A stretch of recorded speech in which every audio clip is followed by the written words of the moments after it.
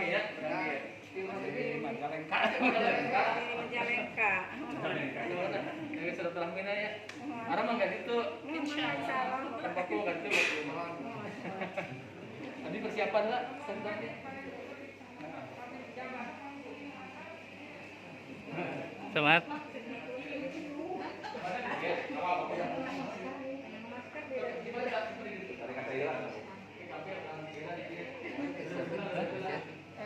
Kamar mandi.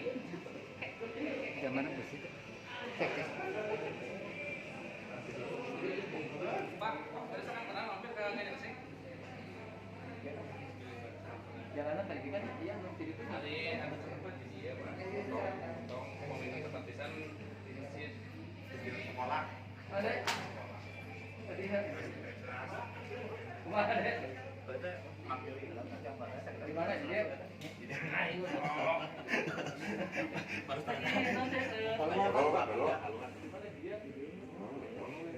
keluar.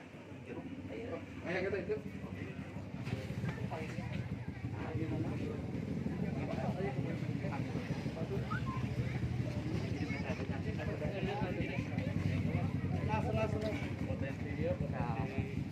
Potensi cengkeh sama walu.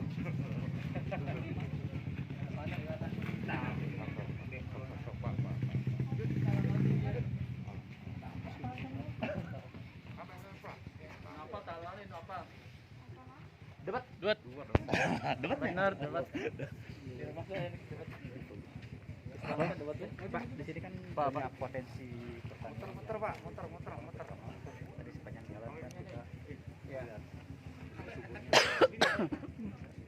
ya alhamdulillah Jumat ini saya melaksanakan kunjungan lapangan ke Cimungkal, sebuah daerah yang sangat luas, sangat subur, daerah agraris yang tumbuh berbagai macam tanaman. Mata pencaharian masyarakat di sini umumnya adalah petani. Kemudian tadi produk-produk unggulannya yang kita lihat ada waluh atau leket, kemudian cengkeh, kemudian hasil bumi lainnya yang ini akan menghidupi masyarakat. Nah, kondisi seperti harus dipertahankan, lahannya harus tetap abadi. Kemudian tapi bagaimana petani mendapatkan hasil yang lebih baik lagi. Nilai tukar petaninya harus tinggi. Berarti pemerintah harus hadir di sini. Seperti tadi kita membagikan benih, kemudian kedepannya setelah benih juga pupuk yang subsidi, alat mesin pertanian. Samping itu adalah pasarnya. Dan saya berharap petani pun sekarang tidak hanya menjual hasilnya langsung, tetapi ada added value, nilai lebihnya apa, nilai tambahnya, sehingga dijual lebih mahal lagi. Nah, untuk kelembagaannya saya yakin di sini sudah ada BUMDes, sudah ada kelompok tani, sudah ada Gapoktan.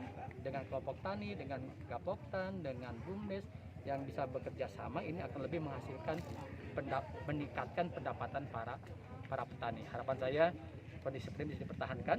Ini daerah agraris yang menghasilkan beberapa komoditas unggulan, komoditas yang sangat dibutuhkan, baik sayuran maupun hasil bumi seperti dari cengkeh dan sebagainya. Jadi sudah terbiasa. Kita lihat luar biasa di sini pun cengkeh di mana-mana. Jadi di sini tuh rumah-rumah biasa nanam cengkeh dan ini mungkin pasarnya sudah jelas. Jadi berorientasi pasar butuh apa? Rakyat di sini biasa menanam itu untuk memenuhi kebutuhan pasar. Jadi salurannya sudah ada. Harapan saya dengan contoh seperti ini akan meningkatkan pendapatan petani. Untuk perbaikan jalannya kapan Pak? Tahun ini sudah mulai tadi untuk kemadatan dulu. Tahun ini jalan Cimungkal Kirisik dimulai titik nolnya dari daerah Tapis, Sampih sampai Nagrak. Nanti secara bertahap sampai Nagrak ke Cimungkal nanti ke Kirisik. Sehingga ini bisa jalannya sudah ada. Kalau ini bagus akan mempercepat, mempermudah arus orang, barang dan jasa. Jadi pergerakan orang, barang, jasa akan mudah. Kalau mudah berarti akan meningkatkan daya saing. Karena lebih cepat lagi. Kalau meningkatkan daya saing berarti akan menggerak akan memperlancar ekonomi. Jalan mantap, ekonomi lancar. Bayangkan kalau jalan usaha kan orang males, lama. Tapi kalau udah bagus akan mempercepat distribusi barang. Statusnya ini jalan kabupaten. Kabupaten. Jadi yang kami bangun adalah jalan kabupaten. Kalau pada jalan kecamatan yang strategis, kita bisa tingkatnya jadi jalan strategis. Seperti kemarin kita ke Jembarwangi, itu di jalan desa kan, Jembarwangi yang ke Citajaya itu adalah jalan desa, tapi strategis. Karena di sana kiri kanan tanaman mangga, kita akan alihkan di jalan strategis kabupaten, sehingga bisa dibangun oleh kabupaten. Ya. Untuk sampai Nagrag sendiri Pak, itu berapa panjangnya Pak? Kurang lebih 400 atau setengah kiloan ya kalau nggak salah. Berapa? 400 meter. Pak, satu lagi Pak, untuk Anggarannya berapa? 400 ya. Awalnya 1 kilo, kena COVID. Pak, satu lagi Pak, Kena untuk- COVID kepangkas jadi setengahnya. Ini Oh, berarti untuk antisipasi libur panjang ini Pak. Nah, libur panjang saya hari Senin akan rapat Prokopimda dengan gugus tugas untuk mengantisipasi libur panjang tidak berdampak pada meningkatnya penularan COVID di Sumedang, terutama dari daerah zona merah yang masuk Sumedang harus betul diwaspadai. Daerah Sumedang pun libur panjang lebih baik liburannya di Sumedang. Kemudian kita siapkan tempat, kita arahkan pemilik tempat wisata harus disiplin menerapkan protokol kesehatan. Termasuk kami akan menggerakkan lagi Desa Siaga Corona, Forkopimcam di kecamatan, kemudian Babinsa, Babinsa dengan kerjasama dengan kami untuk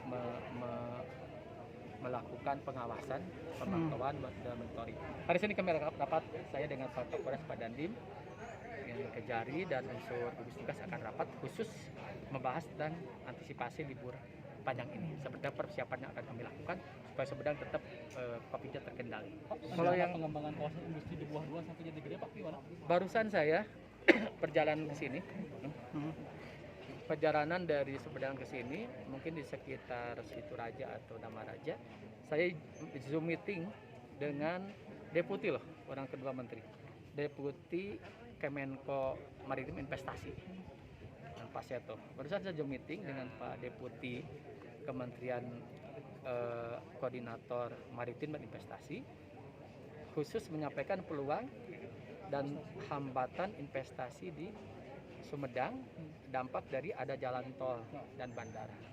Saya sampaikan peluangnya bahwa Sumedang daerahnya sangat strategis, koridor Bandung Cirebon.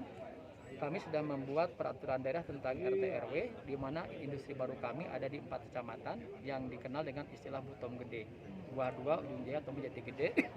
Ini mode transportasinya lengkap, daratnya ada jalan tol dan ujung jaya persinggungan antara Sumedang dan Cipali. Ini luar biasa persinggungan. Yang kedua ada Bandara Kertajati, hanya 8 kilo dari ujung jaya ke Kertajati. Ketiga lautnya ada Patimban dan Cirebon. Jadi ini sangat potensial untuk menjadi tempat industri. Nah, kemudian bagaimana mendorong investasi ini? Harus ada kemudahan dalam perizinan. Kami sudah punya mall pelayanan publik. Itu akan mempermudah, mempercepat pelayanan perizinan. Ada Sumedang Investment Board. Jadi dengan cara itu investor akan menarik datang ke Sumedang. Dan saya tadi minta bantuan Menko Maritim Invest untuk membantu Kabupaten Sumedang. Dan mau saya sampaikan tadi kepada Deputi, wisata sedang kami kembangkan juga Jati Gede. Saya sampaikan tadi sampai inilah si Pak Deputi itu sangat care gitu. Saya sampaikan Jati Gede ini luar biasa pengorbanan orang Sumedang. Orang Sumedang sudah merelakan tanahnya, merelakan mata pencahariannya, merelakan rasa pangebetahnya. Walaupun airnya tidak untuk Sumedang, irigasinya untuk luar Sumedang, Cirebon, Indramayu, Kuningan. Tapi kata saya inilah pengorbanan kontribusi Sumedang untuk NKRI. Finish pembayaran Tapi ini Pak. kami tidak ingin ini menciptakan kemiskinan baru. Perhatikan OTD-nya dan sebagainya, termasuk pembayarannya dan sebagainya. Dan kami sudah mengirimkan surat untuk itu, untuk penanganan Jati Gede. Termasuk sekarang kami sudah punya konsep tentang pengentasan kemiskinan di daerah kawasan strategis nasional.